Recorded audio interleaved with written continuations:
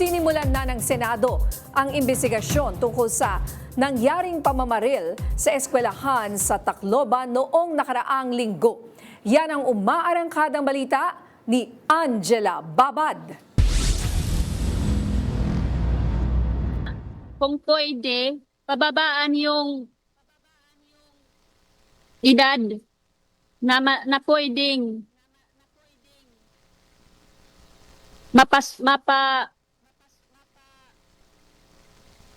pwede nang makasuhan. Kasi sabi niya nung yung nakabaril sa anak ko, wala daw crime liability. So paano yan?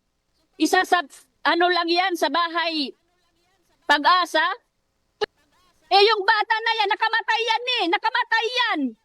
Nakamatay yan ang tao. So ano, ibababahay Pag-asa lang yun?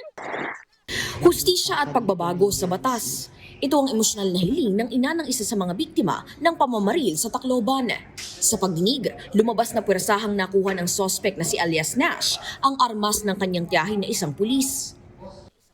Nash unlawfully entered my own house. He forcibly damaged my locker. It was locked. And my house was locked as well po. Tila natuto rin si Nash kung paano gamitin ang armas nang minsan itong maisama sa firing range ng kanyang tita.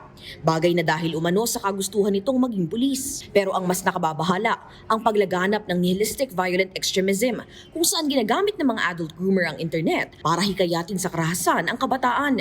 Ayon sa PNP Anti-Cybercrime Group, noong isang taon pa sila nagsasagawa ng rescue operations sa mga menor de edad na na-recruit sa mga online subgroups tulad ng 764 at No Lives Matter sa ilalim ng tinatawag na true crime community. So, dito po, una, may 3 phases kaming na-find out or napag-aralan that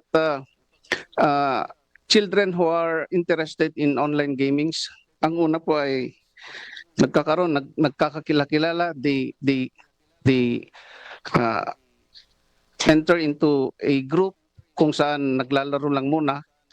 But then, itong mga groomers, if they identify a person who is lonely, engage in friendly conversation, after po na na-convey itong potential victim, they would migrate to other social platforms. Hindi lamang sa Pilipinas lumalaganap ang nasabing pagkilos. Global na ang reach ng 764. Sa Canada, dinesignate na ito bilang terrorist group. Sa US naman, tinawag na ito ng FBI at the Department of Justice nila na isang national security threat. Naglabas na ng babala ang FBI sa mga magulang para rito. Ani Ontiveros, kinakailangan ang patuloy na koordinasyon ng iba't ibang ahensya para sa pagbuo ng mga patakarang hahadlang sa pag-ulit ng mga ganitong insidente. Patuloy ring pag-aaralan ng usapin ng pagbababa ng age of criminal liability sa mga susunod pang pagdinig ng komite. Ako si Angela Babad ng PRTV News, nagseserbisyo para sa Pilipino.